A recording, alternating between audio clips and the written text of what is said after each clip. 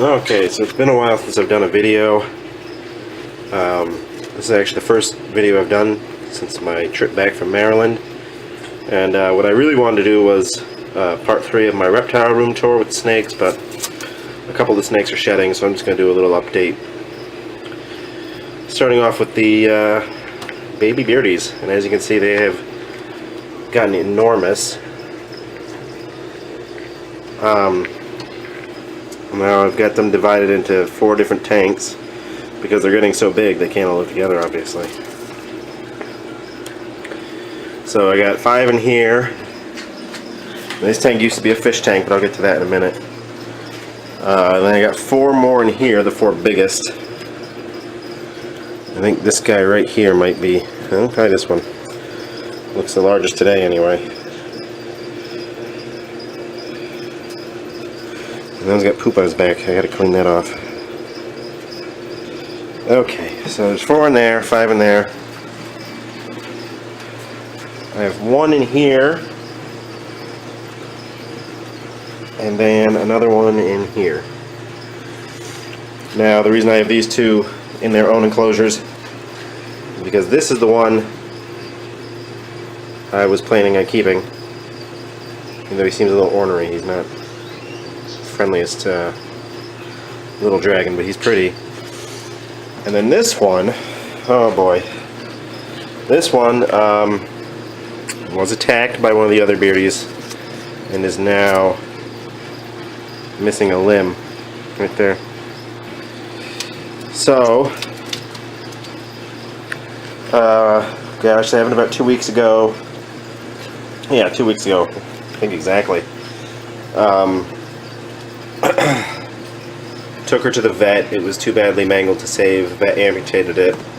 Didn't think she would survive, but she did. Gave her antibiotics for about a week, and she's doing pretty well. She's pretty good at running down the crickets even with a missing leg. But I'm still really bummed out that this happened. Because, you know, I try to, obviously when you're taking care of animals you don't want things like this. I mean, this is mutilation. But it's due to my own ignorance. I fully accept responsibility for her missing arm. So I will be keeping her. Less sure if I'll keep this one. I want to keep it. I might just hold on to it a little bit longer and see how he turns out. But definitely keeping that one. And the Reptile Expo is next month, so hopefully there's no more issues between now and then. I mean, they're well fed, they always have food available. I think when they grab each other it's just accidental. But no serious issues since her arm got bitten. But yeah, so newbie bearded dragon keepers out there, this is why you can't keep bearded dragons together, at least not for very long. This is also why when they're babies they should be separated as soon as possible. And so what I've learned in this endeavor is that, 1, don't assume that you're going to be able to sell your animals quickly, and have a backup plan if you can't. And 2, don't underestimate the growth rate on these things, because I was really not expecting them to be this big at only 4 months of age. But yeah, next month, so about 2-3 weeks, hoping to sell these guys, and then I won't have to worry about it anymore, because I don't have, well, I won't have a breeding female. So anyway, moving on. So this used to have fish in it. The fish are now with the Oscar and friends. So the Severums are in there.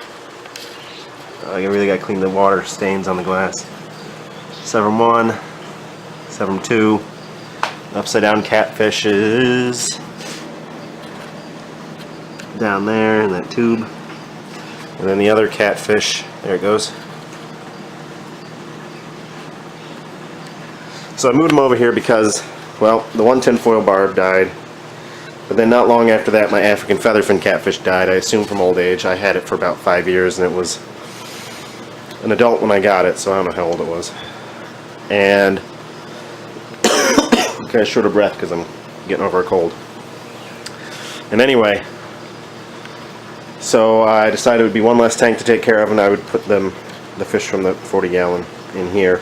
And it is a little bit crowded, but the way I figure it, as long as they get along, I'll have an easier time maintaining my tanks if I have one less aquarium to take care of. So 40 gallons seem kind of cramped with the 2 Severns in there anyway, so I feel like at least in here they have more room. Okay, what else is going on? Oh, okay. So there is, I sold 3 of the baby bearded dragons and 2 baby day geckos, but I ended up with another baby day gecko from an egg that I did not know was there, and I don't know if I can find it. There it is. It's usually in that tube. I don't know if you can see it. Right there. Very tiny. Just the one. So that one will be going to the reptile show with me.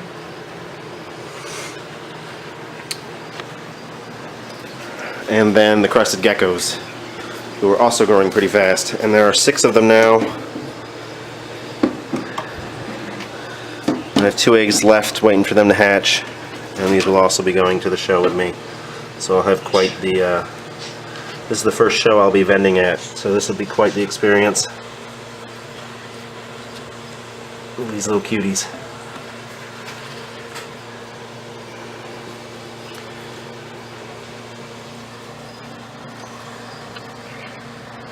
Yeah, so I'm looking forward to that.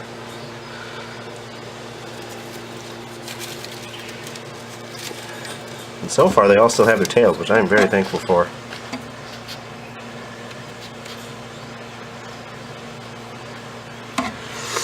Okay, so what else has been going on? Oh, I guess that's about it. Bearded dragons, fish moving, baby lizards. Exciting stuff from my basement.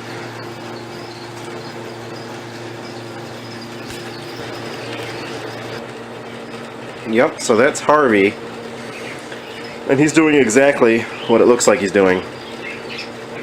Even though he has a girlfriend up there, Kiki, the green one, she's not very receptive to his advances.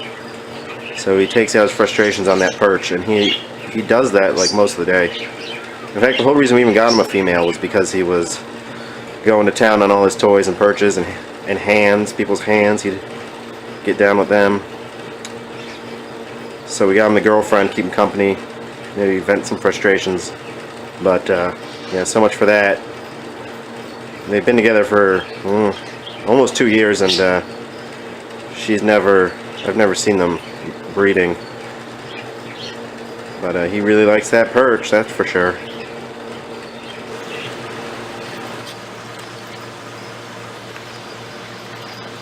I've always maintained that my animals eat better than I do. Today on the menu for those that want it, a mix of different greens, collard greens, turnip greens, spinach greens, bell pepper, squash, and carrot. What's on my menu? Well, I had a bowl of Raisin Bran this morning, and I'll probably eat like Chinese food or something for dinner.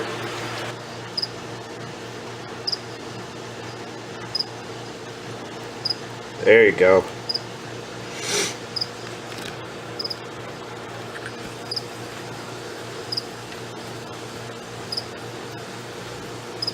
Seconds.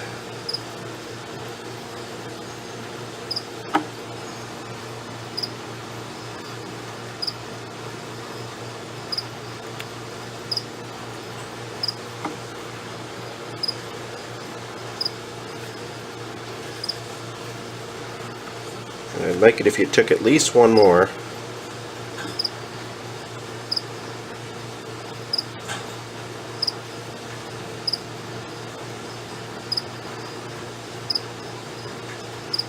There you go. Good girl.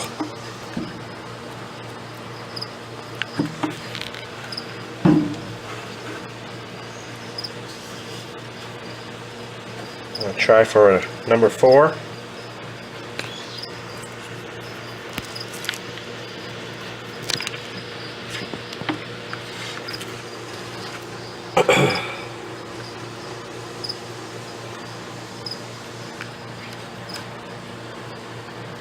Oh! Go missed.